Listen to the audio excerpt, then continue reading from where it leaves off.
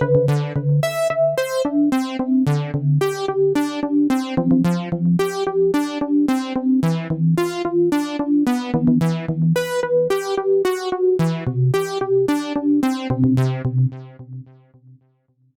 and welcome to a new series on the Damn Right Show called Fantasy Pitching, where I will be looking at some of the latest and greatest franchises to see through rumours, predictions and speculation what could be the next chapter in these stories.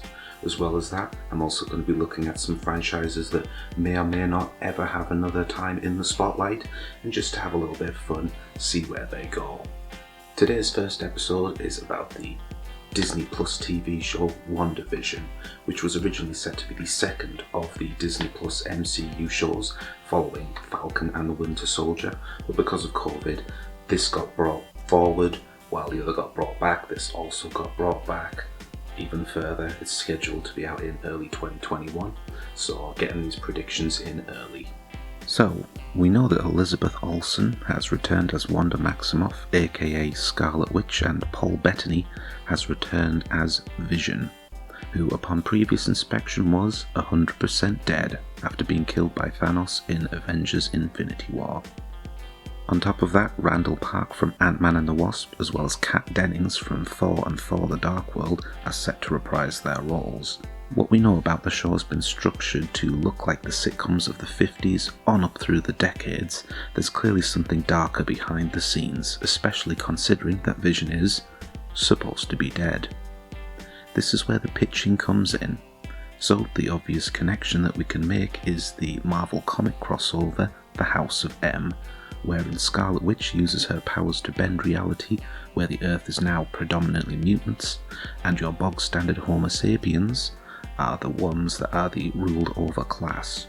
So, in the movies, it's been established that Scarlet Witch, though never called that, is the strongest Avenger, and is nearly able to kill Thanos one-on-one until it began to rain fire. Her power to bend reality has not yet been explored. However, looking at the fact that she'll be teaming up with Doctor Strange in the Multiverse of Madness, and the recent casting rumours for Spider-Man 3, show that this phase of Marvel will put a lot of stock in the multiverse and alternate realities. Who better to represent that than the Scarlet Witch? In the trailer there appears to be a military presence, so we know that there's a threat in the show. The question is the armed response there to protect Wanda or to confine her? If Wanda is the crux of the future multiverse adventures, does this mean that she is the villain that is unleashing these anachronisms into the Marvel world? Or is she the only one who is able to combat them effectively? In the House of M, Wanda recreates the world to bring back her lost children, and in doing so loses her powers. When the reality is built, she is safe though, considering her family rule the world, namely Magneto and Quicksilver. So the pitch is that Wanda has created a fictitious reality where she and a resurrected Vision can live in harmony for the rest of their lives. But this is a new ability and is likely not able to stretch that far, therefore we may be playing with a Pleasantville rule. Pleasantville is a movie where 90s teens, brother and sister duo, are sucked into a black and white TV show, Pleasantville. Everything's family friendly and wholesome, and the streets loop back into each other, staying perfectly self-contained. The outside influence of the duo causes things to go awry in the dynamic of Pleasantville to the point where things start to come colour, which leads to clashes with the more conservative members of the society. Part of the pitch is that Wanda does not know that this is all her doing. She is living the life that she dreamed of, but something unexpected triggers her PTSD, things would start going bad and going bad fast. This is very similar to Vanilla Sky, or its Spanish language original, Abra los ojos, or Open Your Eyes. Reports are that the show was predominantly recorded in front of a live studio audience, and that there's been a large focus on the use of practical effects in the show. Looking at the modern standard of the multicam sitcom, there isn't a whole lot to go off in terms of the reaches that this format can go, in terms of what we can expect to see visually by the nature of what multicam sitcoms are. For those who don't know, a multi-camera sitcom is usually a show that uses the same sets throughout its seasons. These sets are purpose-built in a studio, and they are rarely on location. Because of this controlled environment, they're able to have a live studio audience sat on the other side of the camera to watch and react. Friends, Big Bang Theory I Love Lucy, Happy Days, even Red Dwarf are all multi-camera sitcoms. And the term multi-camera is because they can have multiple cameras shooting the scenes from different angles all at the same time. Single-camera sitcoms, Office, Parks and Rec, Brooklyn Nine-Nine, usually mean that the camera has more freedom of movement and are filmed either on location or on a set that was built so the makers aren't restricted to certain angles.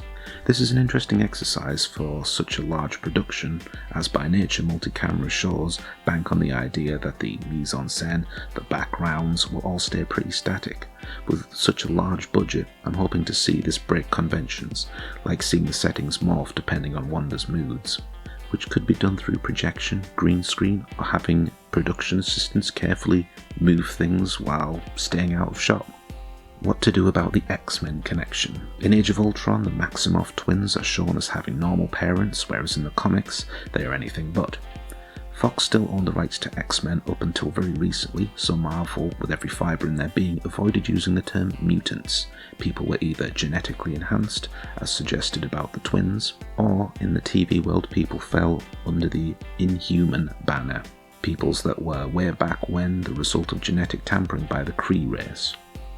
Now Disney owns the X-Men, it's only a matter of time before the X-Men make an appearance. Whose show or movie is it better to introduce this than the former X-Man Scarlet Witch? As much as I want to see an active Magneto, I would ultimately say that for this introduction it should be included as the stinger to the end of the first season, though there is a fair chance this is a limited series as opposed to something that will carry on for many years. Whatever damage is done to the reality through this season, and whatever is cleared up by its finale, there will be some remnants left over, one of which should be Magneto. Magneto could have been transported from an alternate dimension and is set to rebuild his own Xavier Institute, sans Charles Xavier, kind of like the Age of Apocalypse. Imagine a future story where the only respite for mutants was Magneto, and though the benevolent on the surface, the school is pushing the agenda of mutant control, and only the key X-Men going forward are the ones that are able to see through this. Quicksilver, the other Maximoff twin, played by Aaron Taylor-Johnson in Age of Ultron, was taken out like a punk before the credits rolled on that movie, and others remember that from X-Men Days of Future Past, Evan Peters portrayed a much better received version of the Speedster. Taylor-Johnson was closer to the personality, but Peters' charm was undeniable, interestingly though they both starred in Kick-Ass. So which Quicksilver should appear onto the show? The answer is yes. Having the rights to both universes, Disney could have both actors portraying Quicksilver in a different episode and have the characters either not notice at all or feel that something is a little off, none the least because Quicksilver, like Vision, should be dead. Scarlet Witch was not represented in the X-Men movies. There was a shot of Quicksilver holding his younger sister, but that was not Wanda. That would be the mutant Polaris. It was a puzzling omission that Wanda either didn't exist or just didn't get involved in the X-Men movies. Then again, she's extremely powerful, and on screen she could be seen as more than a little similar to the X-First movie's portrayal of Jean Grey. My pitch does not involve Polaris, but perhaps Magneto could hint towards looking for her elsewhere. Who should be the villain, you ask? I thought about Mephisto, aka the Devil. I thought about the Technarchy villain since Warlock was supposed to be in New Mutants but was subsequently cut.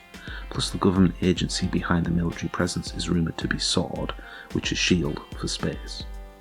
But if I had the pencil, I would say that David Haller, aka Legion, is the son of Charles Xavier and has reality-bending powers of his own, as well as suffering from severe multiple personality disorder. He was portrayed by Dan Stevens in the funky show Legion, where he did battle with the Shadow King. This version could be where he was able to travel through the multiverse, sensing a mutant powerful enough to bend reality as well, and in weakness or desperation wants to piggyback her powers in order to get people off his Earth, protecting them from some kind of calamity. This is very unlikely since the show was going forward before the Fox merger, but this is my pitch. If not, it could simply be a Doctor Strange villain, Shuma Gorath, a Lovecraftian-like creature from the Cancerverse, influencing her, which leads to a little bit more of Strange stepping up. SWORD's involvement, which is where Randall Park's Jimmy Woo and a grown-up Monica Rambeau from Captain Marvel are charged with protecting reality by any means, considering they have connections with actual Avengers, that I don't expect to see.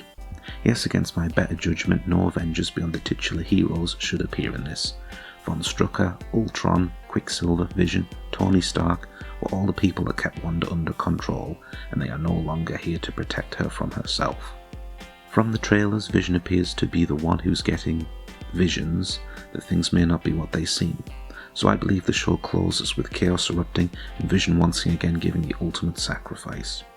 The reason that the era of sitcoms changes is because there are flaws in each of Wanda's designs, so she hits the hard reset. By the end, Vision is at peace and wants Wanda to move on without him and fix the reality best that she can, using the powers for others and not for herself. She agrees, but the damage is done, which leads to the multiverse of madness and Kang the Conqueror, but that's a different story. So, that was my prediction in terms of what I'd like to see going forward when it comes to WandaVision. We will see shortly enough what comes to be. Maybe I'll revisit this to see how far off I got, or if my idea was even better. Stranger things have happened. But in the comments, if you wouldn't mind maybe saying what you thought about the idea or what your personal idea would be, and if this is in the future, let's reflect on how things went. See you in the next video.